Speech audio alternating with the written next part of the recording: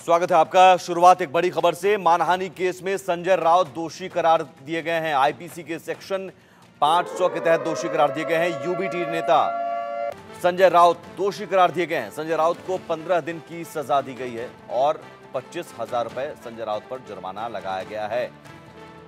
संजय राउत जो कि एक दिग्गज नेता भी हैं, शिवसेना उद्धव गुट के और प्रवक्ता भी हैं, उन्हें मानहानि के केस में दोषी करार दिया गया है। 15 दिन की सजा दी गई है, 25,000 रुपए का जुर्माना लगाया गया है। आईपीसी के सेक्शन 500 के तहत ये मामला चल रहा था उन पर और इस मामले में दोषी करार दिए गए हैं। बड़ा झटका संजय राउत को लगा है। आईपीसी के सेक्शन 500 के तहत दोषी करार दिए गए हैं।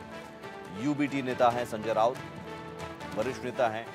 अक्सर आप उन्हें संजय राउत को मीडिया के सामने आते देखते होंगे, आप उन्हें सुनते होंगे। अपनी पार्टी का पक्ष रखना हो या फिर तमाम सियासी मुद्दों पर अपनी राय रखना हो, बेबाकी से अपनी राय रखते हैं।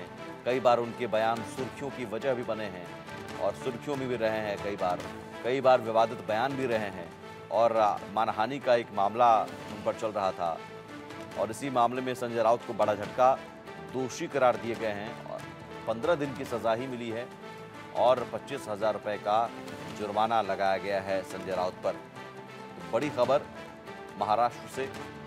मानहानि केस में संजय राउत दोषी करार दिए गए हैं। आईपीसी के सेक्शन 500 के तहत उन पर 25,000 रुपए का जुर्माना लगाया गया है और साथ ही 15 दिन की सजा भी दी गई है।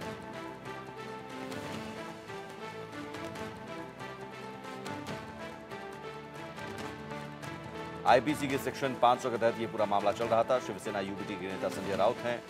मुंबई की एक मेट्रोपॉलिटन अदालत ने ये डॉक्टर मेधा किरीट सोमैया के द्वारा शिकायत दायर की गई थी। इसी मामले में आदेश पारित किया है। अदालत ने संजय राउत को 15 दिन की साधारण कारावास की सजा सुनाई है। साथ ही 25,000 रुपए का जुर्माना भी लगाया गया है। ये मानहानि का मामला बीजेपी के पूर्व सांसद किरीट सोमैया की पत्नी डॉक्टर मेधा सोमैया द्वारा दायर किया गया था। मानहानि का ये मामला उन पर दर्ज किया गया था, जिस मामले में शिवसेना यूबीटी के राज्यसभा सांसद हैं संजय राउत। इन्हें सजा दी गई है, 15 दिन की सजा सुनाई गई है। साथ ही 25,000 रुपए का जुर्माना भी लगाया गया है, जिसे राउत से मुआवजे के तौर पर वसूला जाएगा।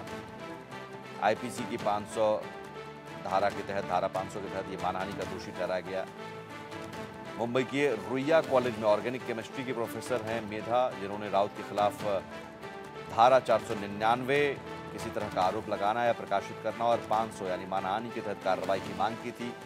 राउत ने उन पर और उनके एनजीओ युवा प्रतिष्ठान पर 100 करोड़ रुपए के शौचालय घोटाले का आरोप लगाया था। किरीट सोमैया की पत्नी डॉक्टर मेधा पर और उनकी जो एनजीओ है युवा प्रतिष्ठान, उस पर 100 करोड़ रुपए के शौचालय घोटाले का आरोप लगाया था और इसी पर डॉक्टर सोमैया ने याचिका दायर की थी। मानहानि के मामले को लेकर आईपीसी के सेक्शन 499 और 500 के तहत, सेक्शन 500 के तहत दोषी करार दिए गए हैं संजय राउत और उन्हें 15 दिन की सजा सुनाई गई है। साथ ही 25,000 रुपए का जुर्माना लगाया गया है, जो उनसे मुआवजे के तौर पर वसूला जाएगा। संजय राउत ने किरीट सोमैया और उनकी पत्नी पर गंभीर आरोप लगाया था और इसी आरोप को लेकर ये मानहानि का मामला दर्ज किया गया था। ये किरीट सोमैया ने अपनी पत्नी की मदद से 100 करोड़ रुपए का टॉयलेट घोटाला किया था, ये संजय राउत ने बयान दिया था। और किरीट सोमैया और उनकी पत्नी पर गंभीर आरोप लगाए थे कि उन्होंने एनजीओ जो उनका युवा प्रतिष्ठान है उसकी मदद से 100 करोड़ रुपए का टॉयलेट घोटाला, शौचालय घोटाला किया। इस पर किरीट सोमैया ने भी कहा था कि संजय राउत को सबूत देंगे तभी वो जवाब देंगे। प्रथमेश हमारे साथ जुड़े हुए हैं। प्रथमेश, इस पूरे मामले को लेकर जो सजा सुनाई गई है 15 दिन की, इसका मतलब इन्हें 15 दिन जेल में बिताने होंगे, साथ में 25,000 रुपए का जुर्माना उन्हें देना होगा मुआवजे के तौर पर। जी बिल्कुल, जिस तरीके से पूरा जो कहानी है ये शुरू हुआ था, मैं आपको पहले कहानी बता देता हूँ कि कहाँ से सब शुरू हुआ था।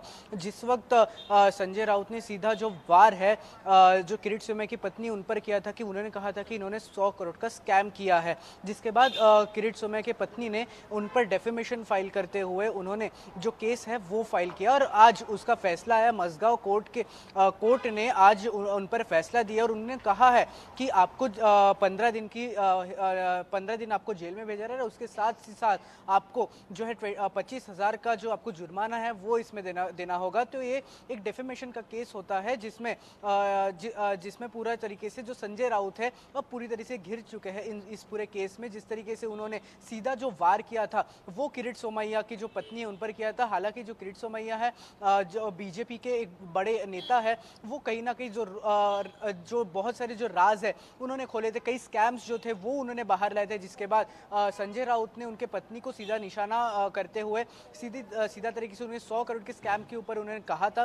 जिसके बाद उनके तरफ से जो एक मानहानि का दावा किया गया था और मानहानि के दावा के बीच इसमें संजय राउत कहीं ना कहीं अब पीछे छूट गए और जो कोर्ट ने है उन्हें 15 दिन की जो जेल है वो दे दिया है और जिसके बाद उन्हें 25,000 का जो जुर्माना है वो भी देना होगा। तो हालांकि इस पूरे मामले में अभी क्या होता है ये देखना एक महत्वपूर्ण रहेगा, क्योंकि जिस तरीके से जो सेशन कोर्ट है, फिलहाल सेशन कोर्ट ने दिया हुआ है। अब सेशन कोर्ट के बाद क्या जो संजय राउत के जो एडवोकेट्स है, जो वकील है, क्या इसे हाई कोर्ट में इस डिसीजन को अपील करेंगे? तो ये 15 दिन की सजा जो सुनाई गई है प्रथमेश, क्या उन्हें सरेंडर करने के लिए कहा गया है या फिर पुलिस को कहा गया है कि आप उन्हें अरेस्ट कीजिए? जी फिलहाल कोर्ट ने फिलहाल उन्हें जो सज़ा सुनाई गई है, जिस पर जो एडवोकेट है उन्होंने जो याचिका है वो फिलहाल दायर कर दी गई है जो हाई कोर्ट में।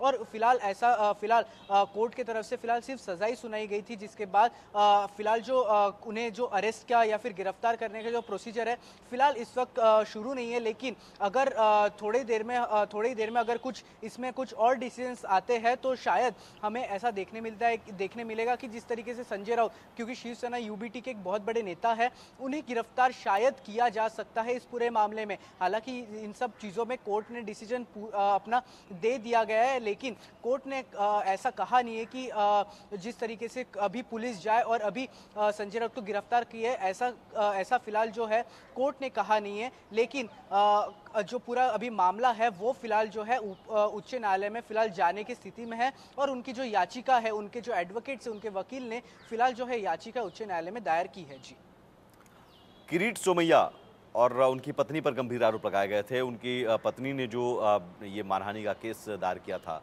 उनकी तरफ से कोई रिएक्शन?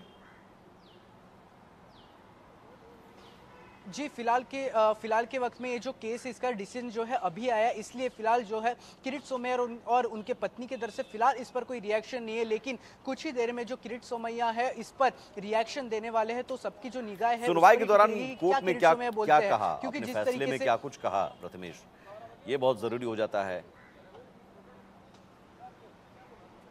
जी उन्होंने साफ तरीके से कहा कि जिस तरीके से ये जो केस है ये बहुत दिनों से जो कोर्ट में चल रहा था और लगातार इस पर जो एक के बाद एक सुनवाई हो रही थी और इस पर सीधी तरीके से जो जज है उन्होंने कहा कि ये जो आपने जो 100 करोड़ का जो स्कैम के जो एलिगेशंस थे वो संजय राउत ने जिस तरीके से किरीट सोमैया और उनके पत्नी के ऊपर लगाए थे वो साफ तरीके से गलत रहते हैं। क्योंकि जिस तरीके से पूरी इन्वेस्टिगेशन में जितने भी दस्तावेज है वो कोर्ट के सामने पेश किए गए थे और इन दस्तावेजों के बाद जिस तरीके से कोर्ट ने अपना अंतिम फैसला देते हुए इन सब चीजों में संजय राउत को दोषी करार पाया गया है और संजय राउत को फिलहाल जो 15 दिन की जो जेल है वो सुनाई गई और उसके साथ ही 25,000 का जुर्माना भी सुनाया गया। हालांकि जो एडवोकेट्स है, जो वकील है संजय राउत की तरफ से, उन्होंने बेल एप्लीकेशन भी जो है इसमें दे दी गई है। तो इसमें बेल एप्लीकेशन कब तक मंजूर होती है ये देखना फिलहाल महत्वपूर्ण रहेगा। और जिस तरीके से दोनों के जो एडवोकेट्स है, दोनों के वकील की तरफ से जिस तरीके से वहां पर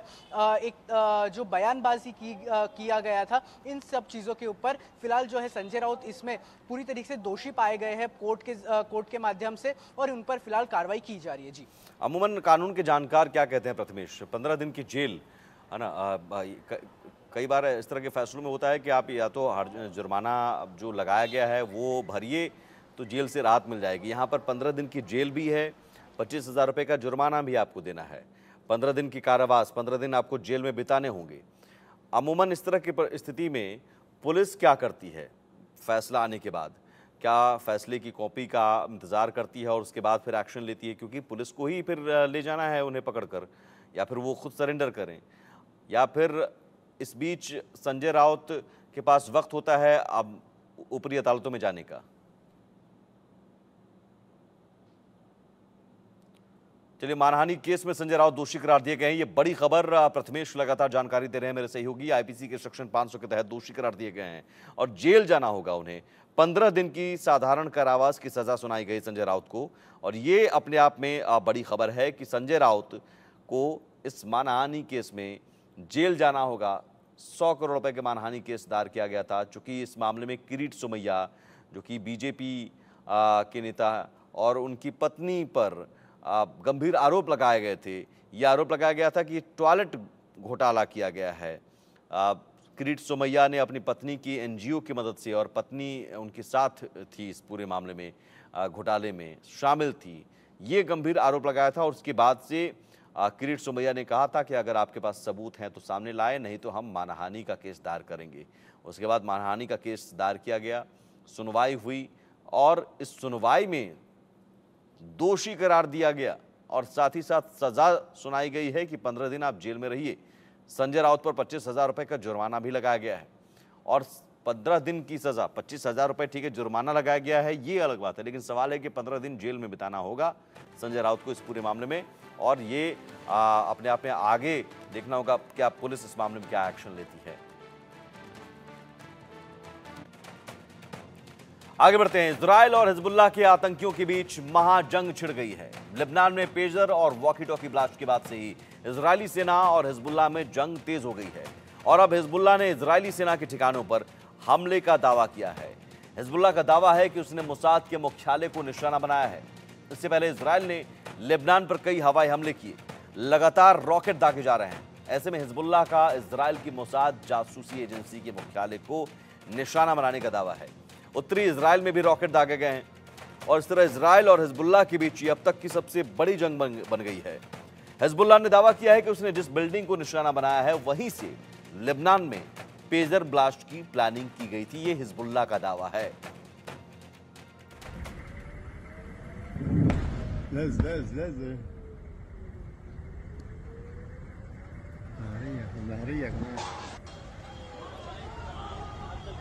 هايدي هون حد القائم شوفوا دي هاي هلا شوفوا دي شوفوا دي